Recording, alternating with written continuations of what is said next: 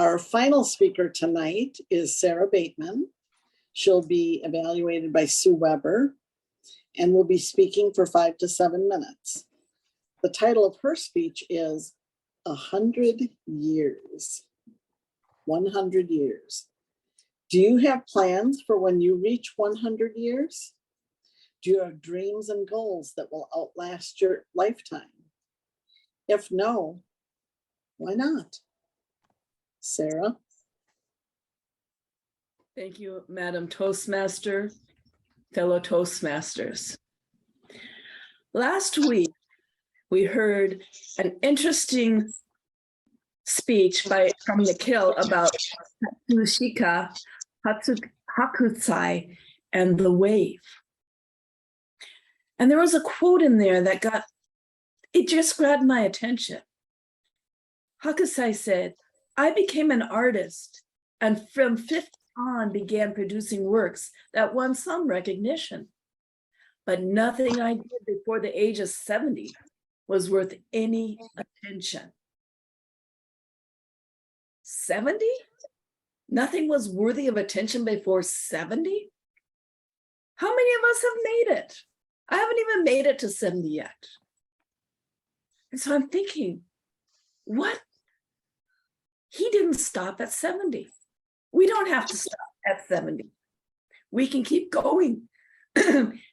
And we think of keeping going and keeping living. We have to have dreams. We have to have goals. And in our country, it seems like dreams are a young person's domain.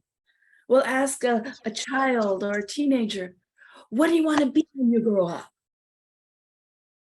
But how often, or if ever been asked, what do you want to be when you get older? I'd never thought of that. I never saw myself as getting older. I'm always young. But I thought, dreams. We need dreams to keep going. And our country seems to only value the young dreams.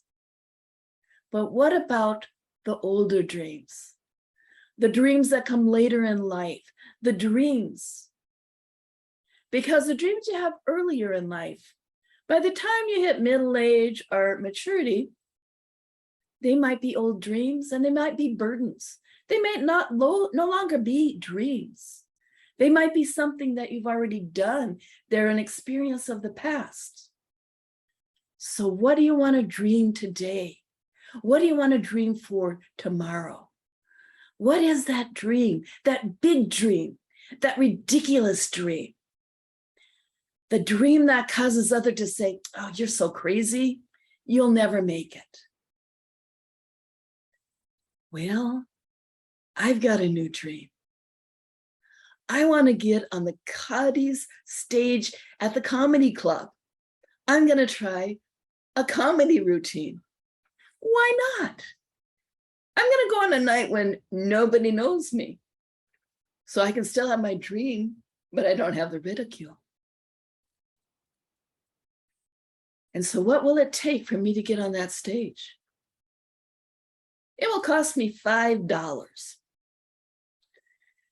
And I think I can sneak that out of the account, the bank account, without Sydney even noticing. Don't listen, Sydney.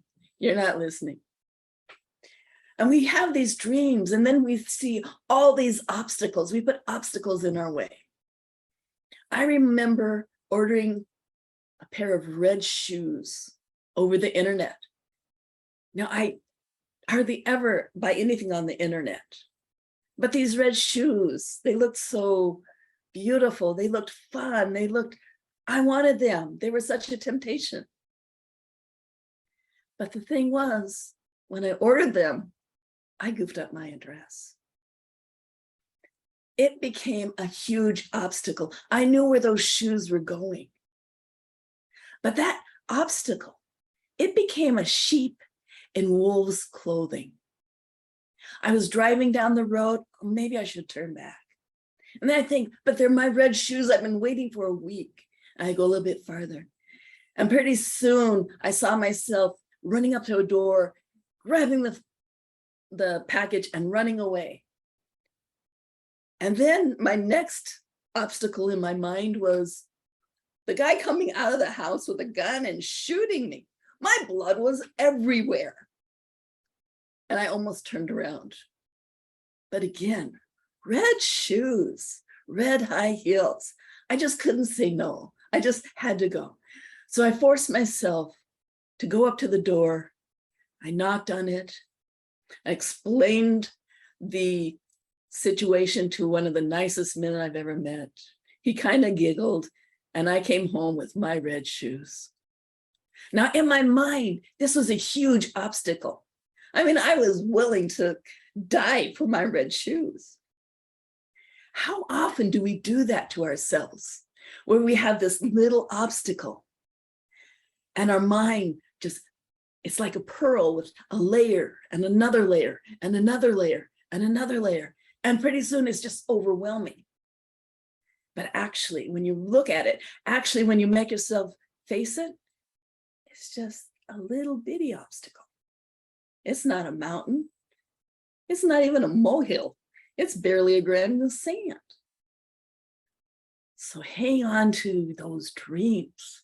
Don't let the obstacles push you away, because dreams give you hope for the future. Dreams give us goals. Dreams give us life. Darren LaCroix, he says, hope is a critical ingredient to achieve. Anytime we want to achieve anything, it starts with a little dream that grows and is added to. And pretty soon it's a bigger dream. And then it's our big, ridiculous dream. But we can do it. Hakusai said, when I am 80, you will see real progress. At 90, I shall have cut my way deeply into the mystery of life. At 100, I shall be a marvelous speaker. What about you? At 100, will you be a marvelous speaker? He actually said marvelous artist, but for us, it's speaking. Our dreams don't have to end today or when we're 60. Well, that's in the past, but in the 70s or the 80s or the 90s. Hakusai even had a dream for when he was 110. So what is your dream? What is that big, ridiculous dream? Everybody's going to say, you are crazy. Why are you going to try that?